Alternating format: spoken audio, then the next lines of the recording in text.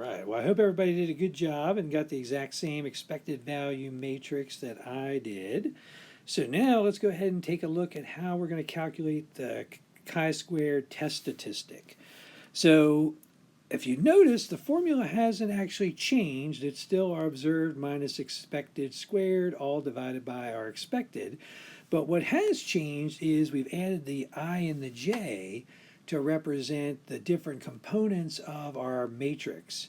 So like I usually refers to the row position and J refers to the column position.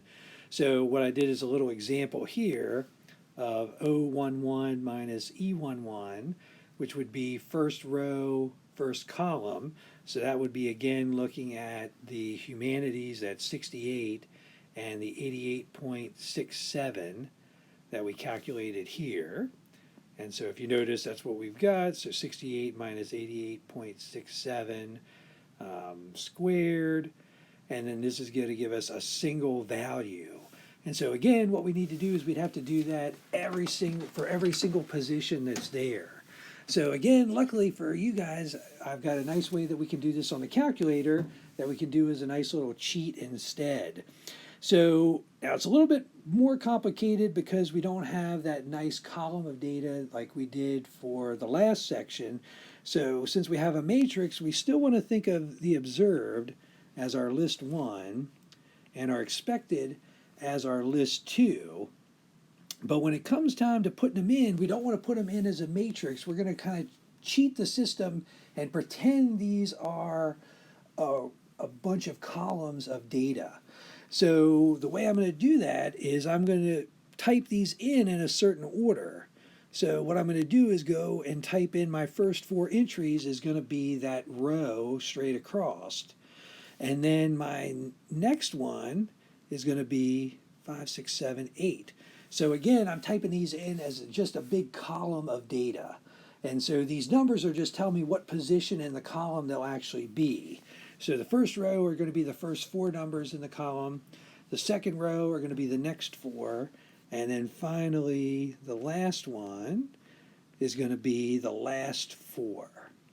And so it doesn't technically matter which way you type them in, as long as you type in the observed and the expected the exact same way, because I want to make sure that this 68 is paired up with that 88.6. So when I type these in, I'd want to type them in the same order. So I type this one first, then this one second, then third, then fourth, then fifth, 6, 7, 8, 9, 10, 11, and 12. So again, doesn't matter which way you type them in, but you do want to make sure that the observed and the expected values match up the exact same way. Well, once we've got them typed in and they're in a big row, then this whole formula up here really just comes down to the same thing that we had before, the sum of L1 minus L2 all squared divided by L2. So even though our expected matrix is kind of ugly, when we throw it in the calculator, it's really going to be the same calculation that we did in the very last section to find our chi-squared sub t. All right, and so again, I'll demonstrate how to do that when we get to our example problem. All right, so our p-value, again, no different for our p-value. We're going to do the exact same thing we did before, chi-squared CDF. Our chi-squared sub t will be our lower bound. Some ridiculously big number will be our upper bound. And then whatever our degrees of freedom happens to be. So this I summarized up above, but I made a mistake here. This should be L2 on the bottom, so fix that in your notes so that we were dividing by the right thing. Otherwise we'll end up with something totally different, which wouldn't be any good. All right, so let's take a look at our criteria that we need.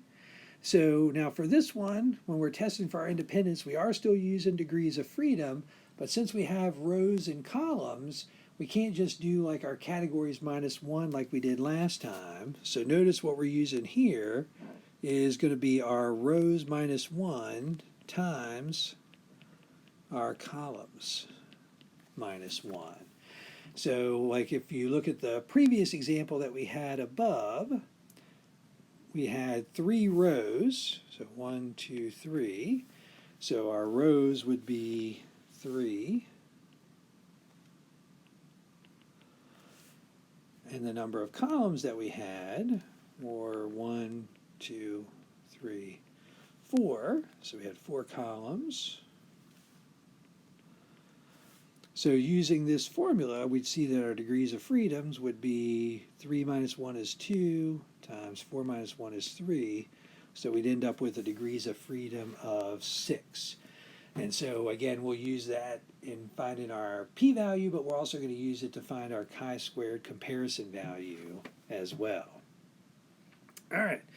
So for our hypotheses, so again, these are going to be the same for independence, same way they were for the goodness of fit ones. So in this case, our null hypothesis are the two variables are independent, so that means they're unrelated to each other, or the two variables are dependent, so they depend on each other, and if one changes, the other one's going to change as well. And just like always, like our claim is always going to be our H1, so our goal is we're trying to show that these two variables are dependent on each other, hopefully. I mean, again, there's no guarantee, but that's what we're hoping for.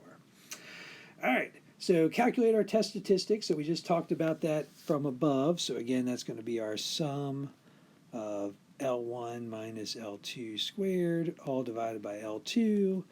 And then our chi-squared sub c, use the table, with our given degrees of freedom that we found above. Again, calculate our p-value. We're just using chi-squared CDF, where our lower bound is always going to be chi-squared sub t, some ridiculously big number, and then our degrees of freedom. And then finally, last step, if p is less than alpha, we're going to reject the null hypothesis. The two variables are dependent, which is what we're trying to show. If p is greater than alpha, fail to reject the null hypothesis. There's no evidence that the two variables are independent. All right, so again, I'm going to stop the video here, just give you a chance to kind of breathe for a little bit, look through everything that we've talked about, and then we'll come back and be ready to do an example. So good luck, everybody, and I'll see you in the next video.